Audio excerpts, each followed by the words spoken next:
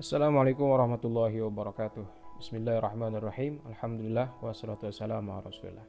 Salam sejahtera untuk kita semuanya. Selamat datang kembali di pemrograman web dasar. Kita akan meneruskan pembahasan kita mengenai HTML.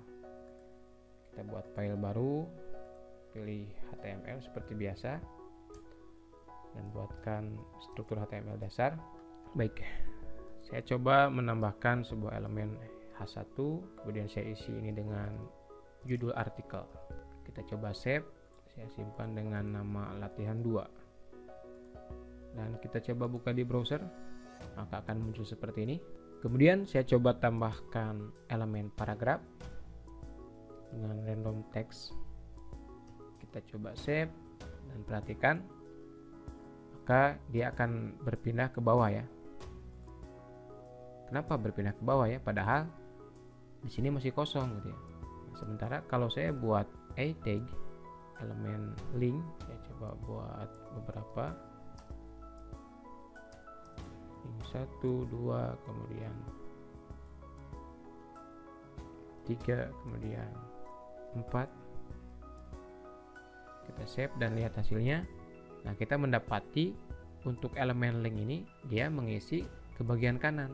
Kenapa tidak ke bawah? Padahal kita menulisnya ke bawah. Nah, dalam hal ini kita perlu memahami bahwa sifat elemen HTML itu ada yang sifatnya blok. Dia mengisi selebar dari browser yang kita gunakan. Kemudian kalau elemen yang sifatnya blok, maka elemen berikutnya akan ditampilkan di baris berikutnya. Nah, kemudian ada elemen yang sifatnya inline. Nah, untuk elemen yang sifatnya inline, dia tidak akan memenuhi selebar browser, tapi dia akan terisi selebar konten yang dia miliki. Nah, di sini link 1, link 2, jadi lebarnya hanya segini gitu ya. Jika memang masih ada space kosong di sebelah kanannya, maka dia akan terus mengisi ke sebelah kanan secara default. Lalu apakah dia mengisi ke kanan itu karena memang kebetulan saja ini dibuat elemennya sama berjajar? Ya tidak seperti itu. Kalau kita pun coba tambahkan elemen paragraf di sini dengan teks random, ya, coba kita save dan kita lihat. Nah, dia tetap ke bawah. Ya, walaupun di sini masih ada space kosong. Karena sifat dari elemen paragraf ini ditampilkan dalam bentuk blok ya. Jadi ingat, ada blok, ada inline. Ada blok, ada inline. Kalau blok akan memenuhi selebar browser ya, kemudian elemen berikutnya akan ditampilkan pada baris yang baru. Kalau inline, dia akan mengisi space kosong di sebelah kanannya. Nah, untuk lebih menunjukkan, kita tambahkan style. Coba saya tambahkan H1, kemudian paragraf, kemudian a tag. Kita beri properti border 1 pixel solid. Coba kita refresh, gambarnya seperti teman-teman ya. Kalau elemen blok, maka dia akan mengisi selebar browser. Kalaupun kita perbesar seperti ini. Ini elemen yang sifatnya blok. Sedangkan elemen yang sifatnya inline, maka lebarnya itu sesuai dengan lebar kontennya. Jika memang masih ada space ya setelahnya, maka dia akan mengisi terus ke kanan itu ya. Dalam hal ini pun kita bisa memahami bahwa sebenarnya elemen-elemen HTML itu berupa kontainer atau berupa wadah. Wadah bagi apa? Bagi kontennya, ya, bagi isinya. Nah, contoh ini H1, dia memiliki konten judul artikel. Nah, dia memiliki wadah kayak gini. Ini yang kita sebut sebagai kontainer ya, atau wadah bagi konten yang dia miliki. Elemen paragraf dia juga berupa kontainer, berupa wadah untuk konten yang dia miliki. Elemen link, a tag, dia juga berupa kontainer untuk konten yang dia miliki. Dan poinnya adalah kontainer-kontainer tersebut memiliki fungsinya masing-masing. Hal ini berlaku untuk semua jenis elemen yang dimiliki oleh HTML. Contoh, jika kita menambahkan elemen baru, semisal kita gunakan UL ya. Kita tambahkan UL di sini biar terlihat nanti kontainernya. Oke, sudah ada kontainernya, masih kosong. Kita tambahkan list, Kemudian kita isi kontennya, semisal tes1, kita save. Nah, maka muncul seperti ini. Kita coba tambahkan klik di sini dan save, sama ya. Jadi untuk nested element atau elemen bercabang seperti ini pun sama, semuanya intinya berupa kontainer, berupa wadah. Jadi wadah disimpan dalam wadah. Kalau kita coba buat beberapa listnya, kita sesuaikan, misalkan ini 1 2 3 4, save dan kita refresh seperti itu ya. Jadi kita punya beberapa kontainer dengan fungsinya masing-masing. Kemudian kita coba buatkan table, lalu kita isi dengan row tr, dan di sini kita isi dengan table head.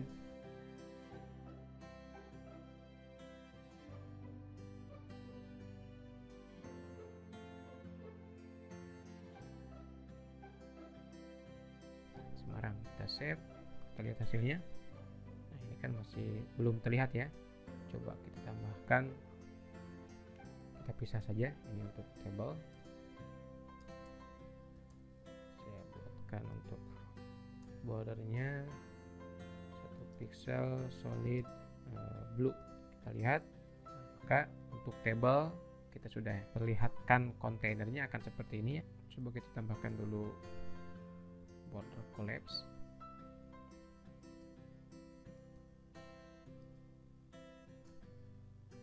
Dan kita tambahkan tr di sini. Refresh, nah maka muncul row-nya ya. Kemudian kita coba tambahkan th untuk selektornya, maka untuk th dia juga memiliki ruang tersendiri. Kita lihat kontainer-kontainernya. Kemudian kita coba tambahkan td, sama ya. Jadi dia memiliki kontainer tersendiri. Itu ya. Oke. Semoga kalian bisa memahami bahwa intinya elemen-elemen HTML itu sebuah kontainer ya, atau wadah bagi konten-kontennya. Yang kemudian di dalam browser dia akan mendapat perlakuan berbeda atau ditampilkan seperti apa. Baik dari segi ditampilkan secara blok ya, atau inline, termasuk fungsi dari elemen itu sendiri. Ini ada heading untuk judul, paragraf untuk ya teks paragraf, ada link yang kemudian dia bisa terhubung ke research yang lain, ada list yang ditampilkan seperti ini, tabel untuk menampung data. Kemudian kita juga harus memahami bahwa elemen-elemen HTML itu ada yang disebut sebagai semantik elemen, ada non semantik. Semantics ya, non semantik. Apa maksudnya? Yang dimaksud dengan semantik elemen yaitu elemen yang menggambarkan atau menunjukkan konten dari elemen itu sendiri. Contoh untuk H1 ini, ya dia disebut sebagai semantik elemen karena menunjukkan bahwa H1 ini berupa heading ya, atau judul ya. Kemudian contoh paragraf ini. Nah, paragraf ini termasuk semantik elemen karena dia memang menunjukkan paragraf dan di dalamnya pun berupa teks untuk paragraf. Apa yang dimaksud dengan non semantik elemen? Non semantik elemen adalah elemen yang memang tidak memberitahu apa-apa tentang kontennya. Jadi dia bisa digunakan secara bebas dan biasanya hanya digunakan untuk kontainer saja, ya, untuk wadah saja. Anda akan menemukan nanti yang namanya elemen div. Nah, untuk elemen div ini atau singkatan dari division atau section ini merupakan kontainer saja, wadah saja, yang tidak secara spesifik digunakan untuk apa. Biasanya hanya untuk pembatas saja. Namun intinya ini adalah sebuah kontainer. Saya coba hapus dulu untuk table biar tidak terlalu panjang. Untuk juga sama saya hapus. Kemudian saya coba tambahkan juga di sini untuk div biar terlihat seperti apa. Nah, sudah muncul pembatasnya. Coba kita isi sembarang teks. Nah, di sini kita bisa lihat sebuah teks di dalam kontainer. Namun tentunya berbeda teks yang ada di dalam kontainer div ini dengan teks yang ada di dalam paragraf. Maksudnya tidak semestinya kalau kita mau membuat paragraf, kita buat di dalam elemen div ini. Jika kita ingin membuat paragraf, kita harus simpan tag tersebut di dalam elemen paragraf. Save, kita lihat kayak gitu ya. Jadi ingat bahwa div ini adalah non-semantic element yang tidak secara spesifik digunakan untuk konten tertentu. Jadi dia digunakan sebagai pembatas saja. Sedangkan jika kita ingin menampilkan konten-konten spesifik yang memang HTML menyediakan elemen untuk konten tersebut, maka kita harus gunakan elemen yang dimaksud. Nah, selain div, kita juga akan menemukan yang namanya span ya.